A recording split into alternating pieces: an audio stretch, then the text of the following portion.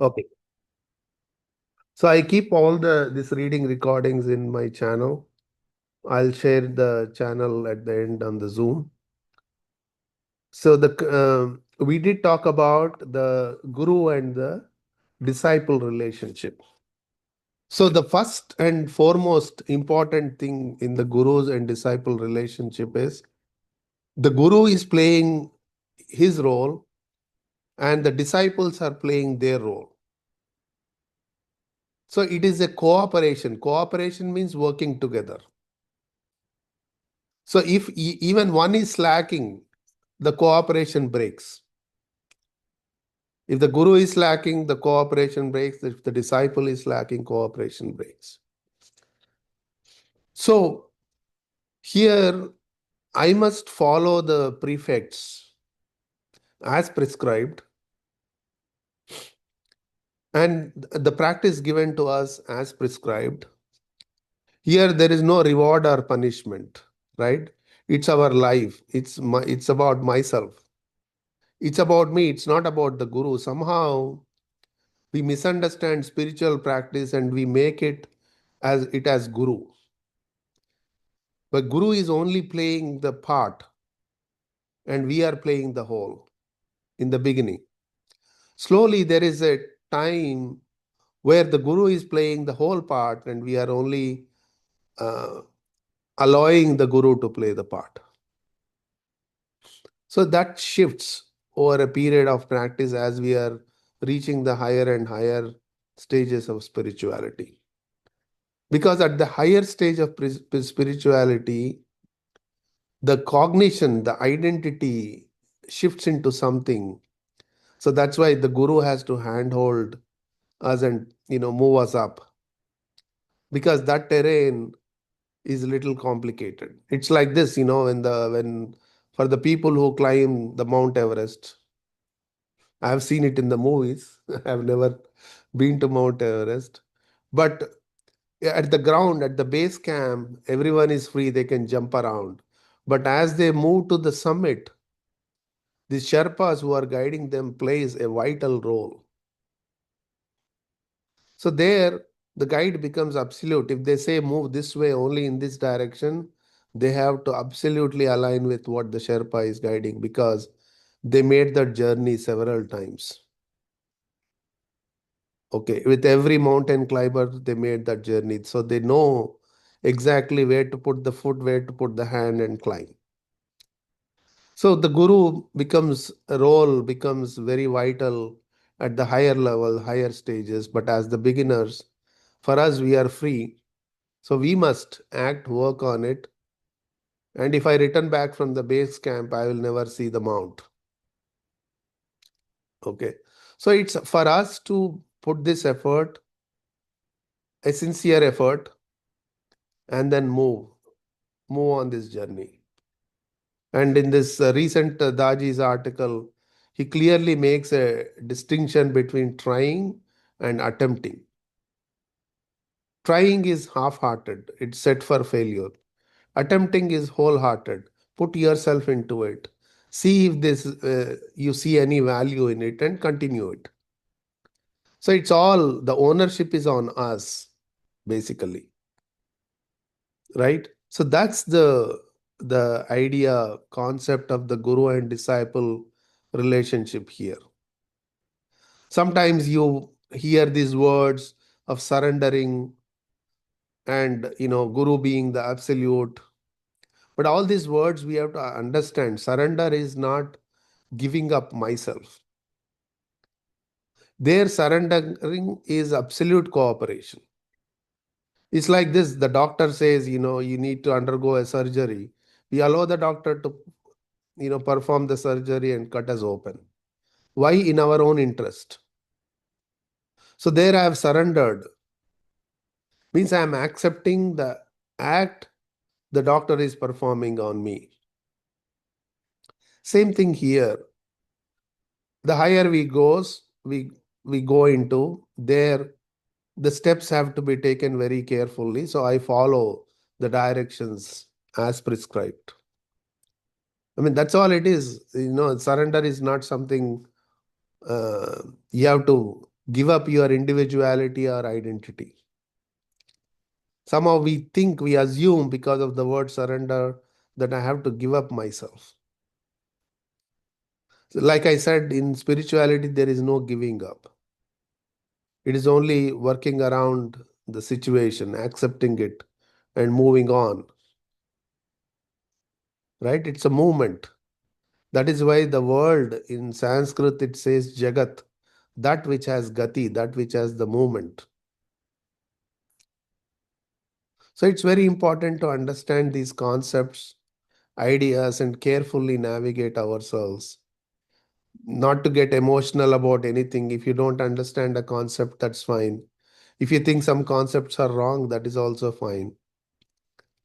Right? Because sometimes we have our own approach and our own viewpoint, opinions, but they change over a period of time. So here there is nothing forbidden and there is nothing to be accepted blindly. It is all about experiencing it, confirming it to our, confirming it and then moving along. Okay. So the soul replication explained, this is a very new concept. When I read this, I'm kind of surprised myself that Daji included it here. It's a little deeper concept. Let me see how we can attempt this. So I'm going to read this soul replication. So why I'll tell you this is a very controversial topic, at least from an Indian understanding. The Indian understanding of the soul or the Atman is described as an akshara. Kshara means that which can be divided. Akshara means that which cannot be divided. Okay. So if that is that which cannot be divided, that which has no beginning and the end, that which is continuous, then what is this replication we are talking about? It basically goes against the understanding of the scriptures. But however, this concept is there, very hidden, very subtle in most of the religious texts. But now, like sort of, it got highlighted here. And again, with this information, it's not really adding to our any experience. It's only take it as an information rather than some utility. So to understand the idea of soul replication, think about the life force and how it divides and grows. There are plants such as rose, lavender, and banyan, from which you can cut small branch and plant it in the soil. And in few days it takes the root. Other plants like acacia disperse seeds and that carry life force. So depending on the level of consciousness, the life force propagate in different ways. In the case of human beings, physical birth aside, there is the possibility of spiritual birth within the person's lifetime. So the soul replication is the mechanism for achieving spiritual birth. Souls that achieve certain level of potency can replicate. So this is something we need to understand.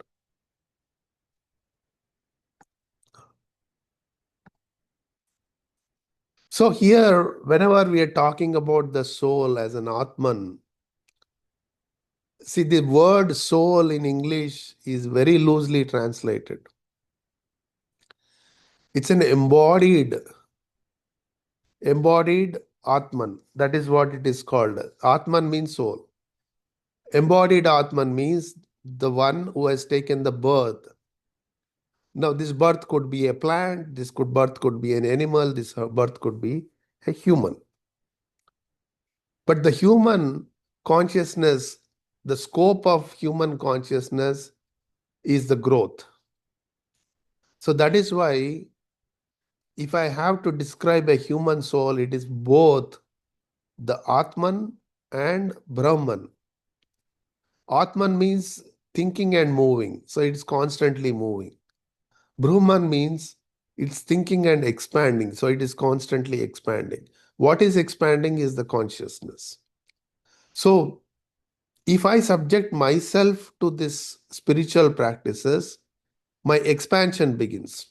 Until then, there is no expansion, it's only the movement of life.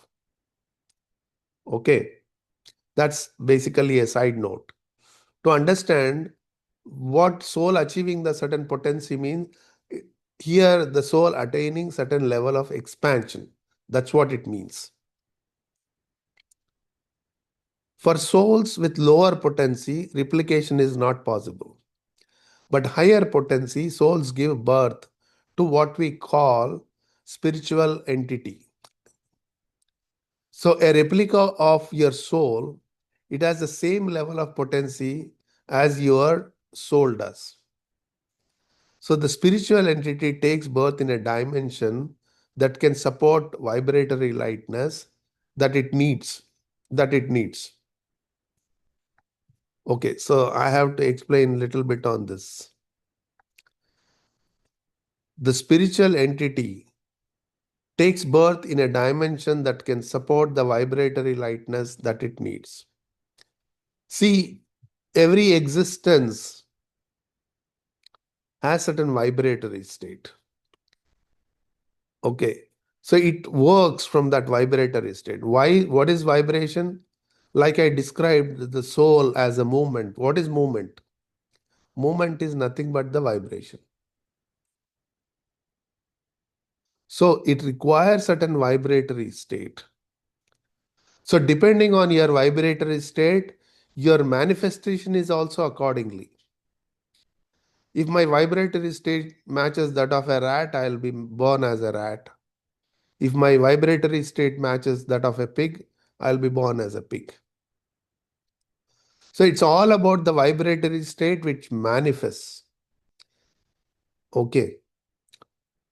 So for the spiritual entity which has become the most subtlest vibratory state, it is light.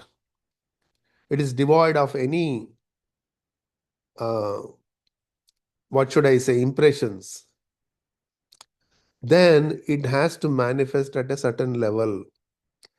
And this certain level is, whenever we are saying levels, we are talking about the higher dimensions. So the dimensional existence of that particular spiritual entity is of that matches its dimension.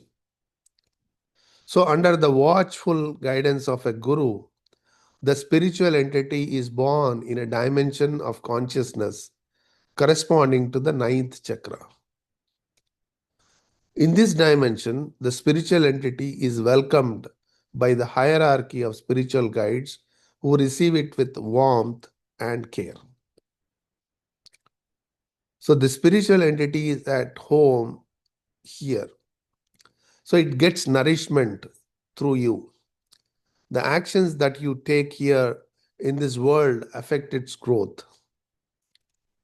So it is as if an umbilical cord is connecting you and your spiritual entity.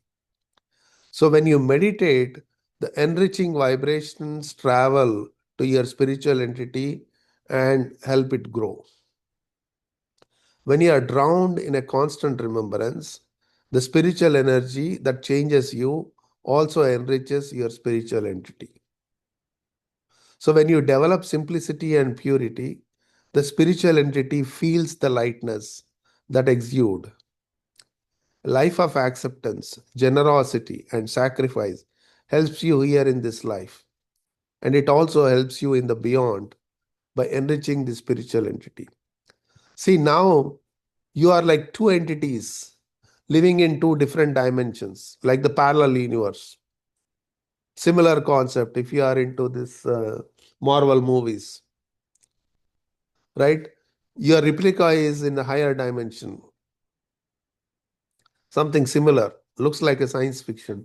Sounds like a science fiction. Right? But so it's basically we are nourishing that spiritual entity which is in the higher dimension, because now something inside me has reached the higher state. So while nurturing is possible, so is neglect. So it ends up failing the victim to prejudice, hatred, and other negative traits while being stationed at the ninth chakra or higher chakra. Then the spiritual entity also suffers. So what height one falls from decides how much it hurts.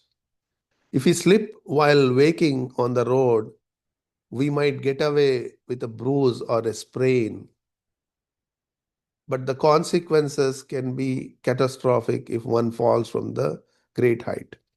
See, once we were, this topic is becoming little heavy, but I'll stop here. Once we were, with our guru, I mean, previous guru, what we call him Chariji, and he brought up this, somehow this topic came in a informal discussion. It is said in our scriptures, some of the saints, the yogis, have meditated for 20,000, 30,000 years. They kept themselves alive for that long so that they can achieve some goal, meditate. They meditated for 30,000 years. And in those 30,000 years, they can move only from 1 to 2, point 1 to point 2. And that is their achievement, overall achievement. And they are considered as the highest level of saints in our Indian scriptures. Now here we are talking about ninth point. So you understand the dimension we are referring to here. Okay. And still ninth is not even the highest point. It's only the beginning of real spirituality according to the heartfulness system. So you can imagine the breadth and depth we are trying to attempt here as part of the heartfulness practice. Okay. And so imagine what we are attempting here. Even it is difficult to imagine, fathom what we are attempting here. Okay. But it is possible very much for everyone, all of us. There is no special privileges here. Everyone is equal and we all need to cooperate. That disciple and guru relationship is of cooperation. As long as we are cooperating, we are progressing.